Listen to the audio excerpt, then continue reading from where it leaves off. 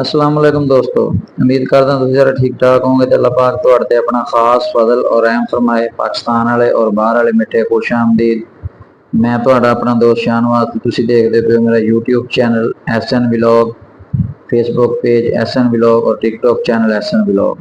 अगर तुसीं मेरे चैनल नूं सबसक्राइब नहीं कीता, यूट्यूब चैनल SN व्लॉग नूं कर लो, फेसबुक पेज नूं फॉलो कर लो और यूट्यूब चैनल SN व्लॉग नूं भी फॉलो कर लो। अपना TikTok SN vlog, Facebook page भी SN व्लॉग के नाम पर ही है, तो यूट्यूब चैनल भी। वीडियो अच्छी लगे तो लाइक शेयर कर दिया करो यार। कोशिश करता हूँ कि तुहाडे वास्ते अच्छियां गड्डियां और मुनासिब रेट दी गड्डियां लैके आइए। तो काफ़ी सारे दोस्त कहते सी यार कोई यूरो गड्डी लैके आओ 8C।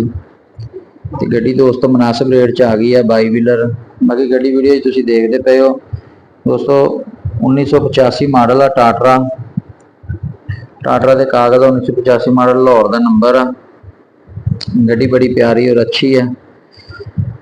इंजन दोस्तों ये 24 वाल हीनो JO 8C यूरो सादा वा, टर्बो निगा, सादा इंजन है।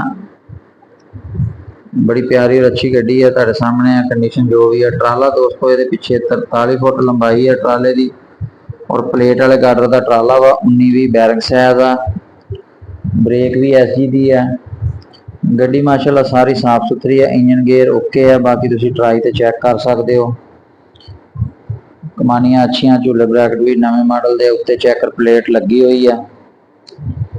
अगर किसी दोस्त भरा ने गड्डी लैनी है तो मेरे नाल तुसीं राबता करके गड्डी लै सकते हो। वीडियो मैं नंबर अपना दे दूँगा, उस नंबर पर तुसीं कॉल कर सकते हो, WhatsApp पर मैसेज कर सकते हो। इस तो अलावा किसी भी गड्डी के बारे कोई मालूमात किसी दोस्त ने लैनी फिर भी तुसीं राबता कर सकते हो, या कोई इस तो अलावा किसी दोस्त को गड्डी किसी किस्म की चाहिए तो फिर भी तुसीं राबता कर सकते हो। खान मोटर खानेवाल, नियाजी चौक। तो दोस्तों गड्डी की जी डिमांड आ वो डिमांड हैगी 135 1,35,00,000 रुपये डिमांड है इस गड्डी की। तो मौके पर कमी पेशी भी हो जाएगी। 90 लाख रुपये एडवांस नाल गड्डी लभदी है 3 तो 4 महीने टाइम पर। 90 लाख रुपये तुहानूं पहले देना पेगा, बाकी 3 तो 4 महीने टाइम पर गड्डी तुहानूं मिल जाएगी। ये मौके पर थोड़ी बहुती कमी पेशी भी हो जाएगी।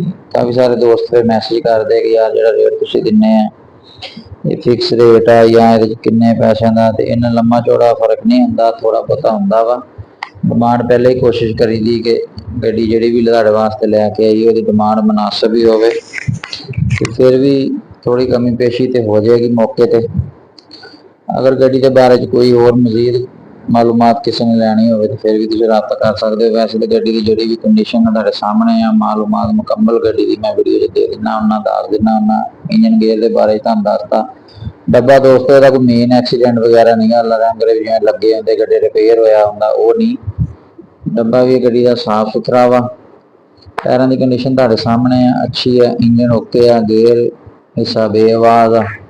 बाकी तुसीं जिहड़ा दोस्त भरा गड्डी लैना चाहुंदा वो आवे, पहले अपनी गड्डी की तसल्ली करे। स्मार्ट कार्ड गड्डी का बनया होया, रूट टोकन हर चीज़ तुहानूं क्लीयर मिलेगी और रोड मामलात भी ये कोई नहीं गए। गड्डी साफ सुथरी है माशाल्लाह, किसी किस्म का कोई मसला मसाइल नहीं। अगर कोई पंपां का या किसी किस्म का कोई मसला हुंदा भी है तो वो हर तरह की जिम्मेदारी होएगी, परेशान नहीं होना। तो बायो ये तुहानूं मौके पर मिल जाएगी क्योंकि पंजाब का नंबर है। तो बायो ये हूँ तो कराची नंबर की भी बायो चल रही है, तो बायो मौके पर मिलेगी इंशाल्लाह। अगर तुहानूं गड्डी अच्छी लगती है तो तुसीं ये गड्डी भी मेरे